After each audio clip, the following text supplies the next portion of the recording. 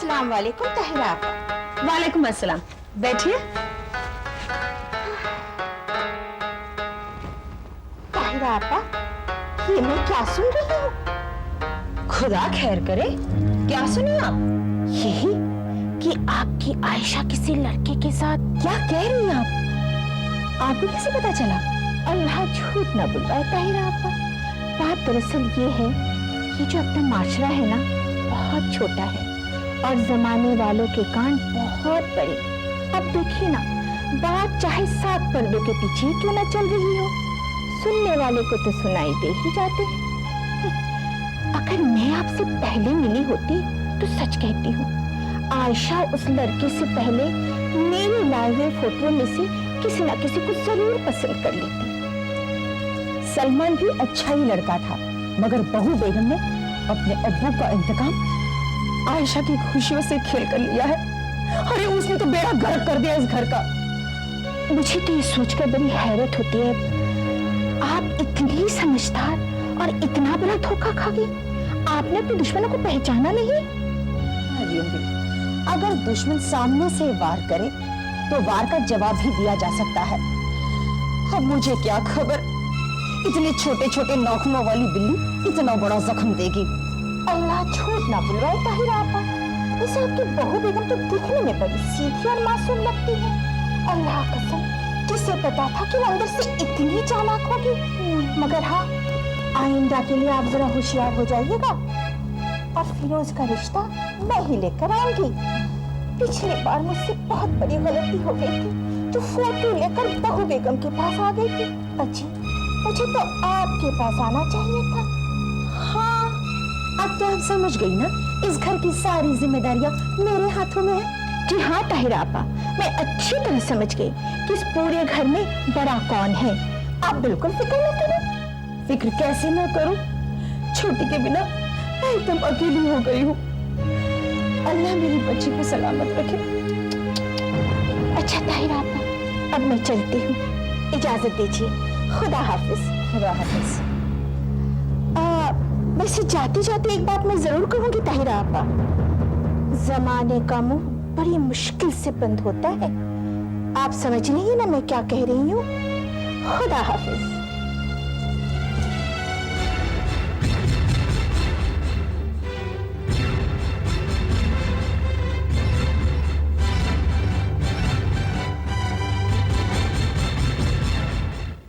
बहू बेगम,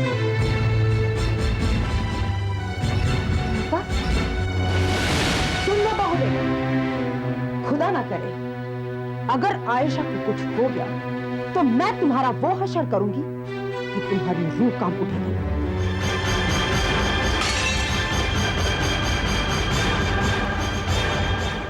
बड़ी अब्बा, आपको क्यों ऐसा लगता है कि आयशा मेरी वजह से घर छोड़कर चली गई है? खुदा खैर करे, भोली बनने की कोशिश क्यों कर रही हो तुम बहू बेगम? तुमने तो उकसाया था आयशा को सलमान से शादी करने के लिए, वरना मैं अपनी पसंद के लड़के को घर दामाद बनाना चाहती थी। मगर तुमने मेरे मंसूबे पर पानी फेर दिया और आज बड़ी अब्बा, इस हादसे का जिम्मेदार आप मुझे क्यों ठहराती हैं? मैं तो आयशा का हर अरमान पूरा करना चाहती थी। मुझे क्या पता था कि मैं चिंगारियों को हवा दे रही हूँ।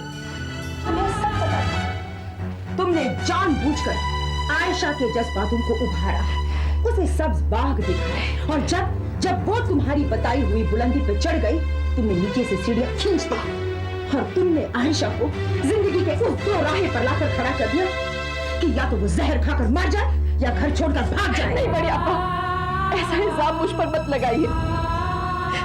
जिस पौधे को मैंने अपनी मोहब्बत से सींचा है, क्या मैं उसी की जड़ें काट दूंगी? खुदा के लिए इन बातों को अपनी जहन से निकाल दीजिए। ये बातें मेरे दिलो दिमाग पर लिख दी गई है बहू बेगम। ये बात मैं कैसे भूल जाऊं कि इस हादसे की बुनियाद तुमने रखी है। या खुदा, कैसा कहर टूटा है मुझ पर। इन बातों को सुनने से पहले मैं मर क्यों नहीं गई? क्यों जिंदा हूं? अपनी करतूतों से इतनी जल्दी तुम्हें छुटकारा नहीं मिलेगा बहू बेगम। हमारी खुशी छीनकर तुम कभी हंस नहीं पाओगी और एक बात याद रखो, सबको अपने किए की सजा इसी जमीन पर मिलती है। बड़ी अब्बा, क्या सजा देना चाहती हैं आप मुझे, और किस बात की सजा देना चाहती हैं? जब मैं इस घर में बिन बुलाए मेहमान की तरह बहू बनकर आई हूं, आखिर मेरी खता क्या है? तुम्हारी खताओं की एक बड़ी लंबी फहरिस्त है मेरे पास, एक हो तो गिनाओ। मगर मैं तुम्हारी खताओं का हिसाब किताब करने नहीं आई हूं यहाँ। मैं तुमसे सिर्फ यही कहने आई हूं कि अगर आयशा इस घर में वापस नहीं आई तो तुम्हें भी इस घर में रहने का कोई हक नहीं है। जानती हूं मैं, ये बात तुम ज़हीर को जरूर बताओगी, मगर आजकल उसका भी एतमाद डगमगाने लगा है बहू बेगम।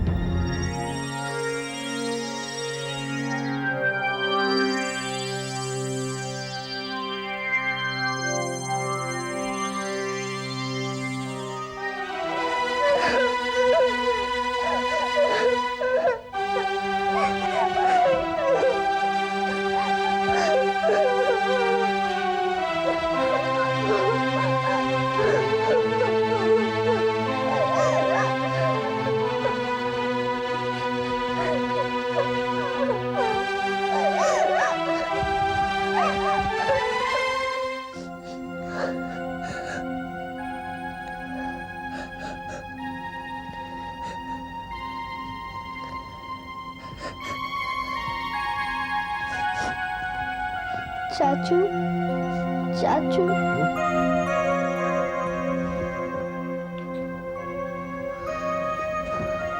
अरे नाज, ये क्या? तुम रो क्यों रही हो? क्या बात है? तुम तो अपने कमरे में सो रही थी, फिर इतनी रात यहाँ कैसे? चाचू, मुझे अपने कमरे में नींद नहीं आ रही है। चाचू, मैंने आज एक बहुत बुरा सपना देखा।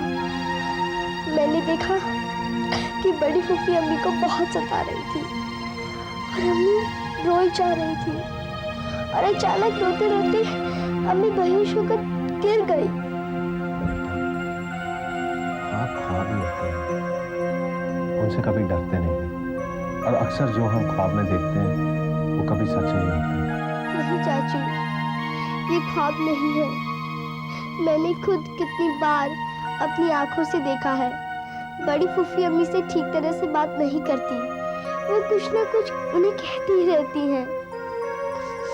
बड़ी फूफी अच्छी नहीं है, वो बहुत बुरी है। बड़ी फूफी बुरी नहीं है, उनकी आदत ही कुछ ऐसी है। अगर उनकी यही आदत है तो वो सिर्फ अम्मी को क्यों सताती हैं? घर में बाकी भी तो लोग हैं, उन्हें क्यों नहीं? अभी तुम बहुत छोटी हो, तुम्हें ये बातें समझ में नहीं आएंगी। मैं अम्मी से पूछती हूँ तो वो टाल देती हैं।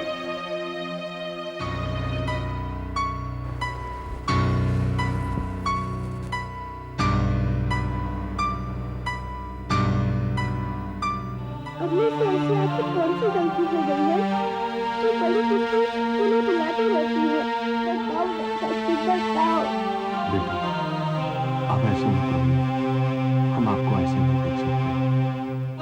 मौका देखकर हम आपके अब्बू से बात करेंगे।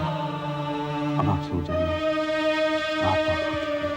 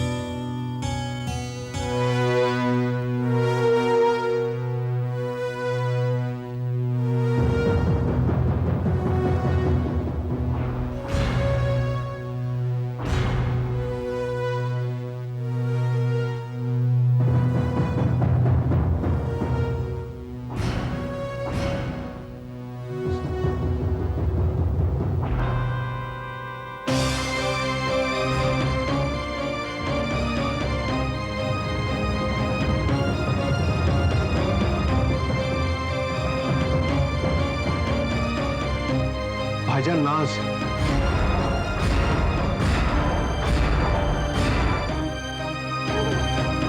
ना बेटा,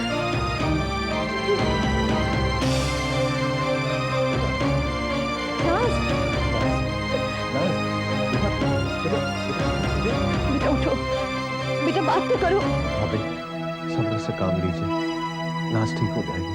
इसे हुआ क्या है बताइए तो सही।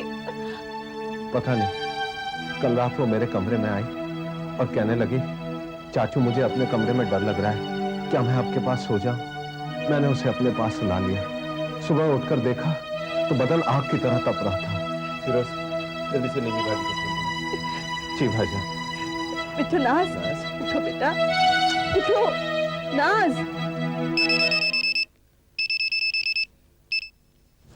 हेलो, कैसे हैं आप?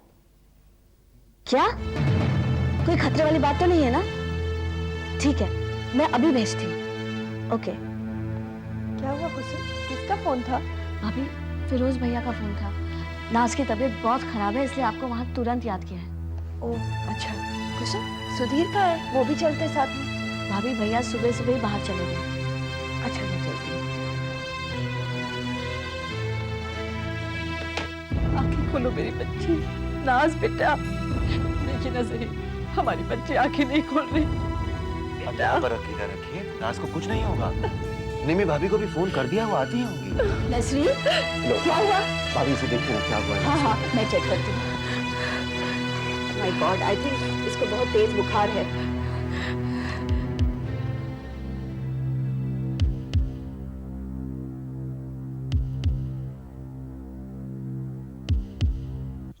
ओह माय गॉड, इसको तो बहुत तेज बुखार है। तुम बर्फ मंगवाओ, इसके सर पे पट्टी रखनी पड़ेगी। जी, यानी ये बुखार में अब तक बेहोश थी? तेज बुखार में अक्सर बेहोशी आ जाती है। फिरोज, बेटा आंखें खोलो।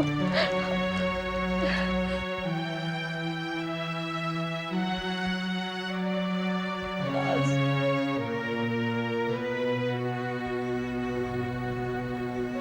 पता नहीं हमारे घर को किसकी बुरी नजर लग गई है, जिसका असर बच्चों पर भी हो रहा है।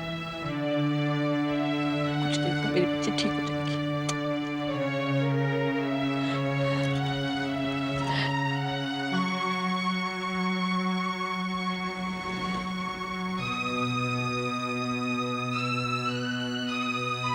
नाज बेटा, आंखें खोलो, आंखें खोलो बेटा।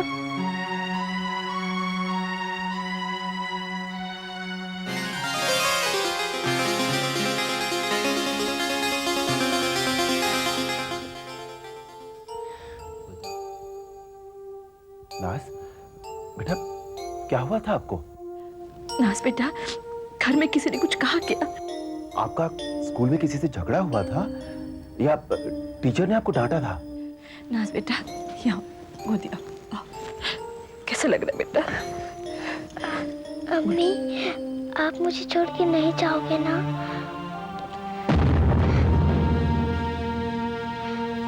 नहीं बेटा, मैं आपको छोड़कर कभी कहीं नहीं जाऊंगी।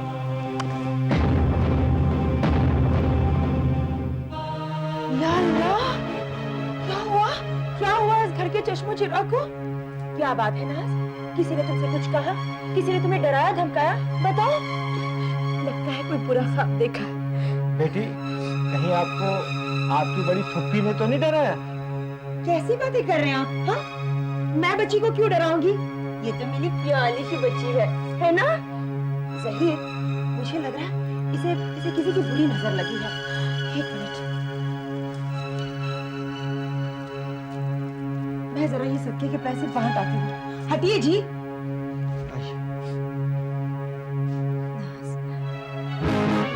मैं अबू को फोन करके आती हूँ। मुझे छोड़ के मत जाइए। बेटा नहीं बेटा, मैं नाना को फोन करने जा रही हूँ कि उनकी नाज को होश आ गया है। नाना आएंगे, आपकी खुशबू खाला आएंगी यहाँ, ठीक है ना? बेटा हम है ना आपके पास।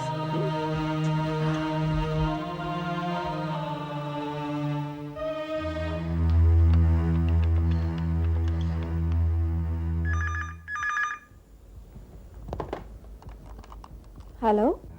अस्सलाम वालेकुम खुशबू। वालेकुम अस्सलाम। खुशबू, जरा अबू को फोन देना। अम्मी और अब्बू तो घर पे नहीं है, कहीं बाहर गए हैं। क्या बात है आपकी? आपकी आवाज कुछ रुधी सी आ रही है। सब खैरियत तो है ना? नाज की तबीयत अचानक खराब हो गई है, पता नहीं उसे क्या हो गया। खुशबू, मेरा दिल बहुत परेशान है। पापा, ऐसी बातें ना करें। इम्तिहान के दौर से तो फरिश्ते को भी गुजरना पड़ता है। हम तो महज इंसान हैं। लेकिन खुशबू, मैं तो एक माँ हूँ, कोई फरिश्ता नहीं। मुझसे अपनी बच्ची की हालत देखी नहीं जाती।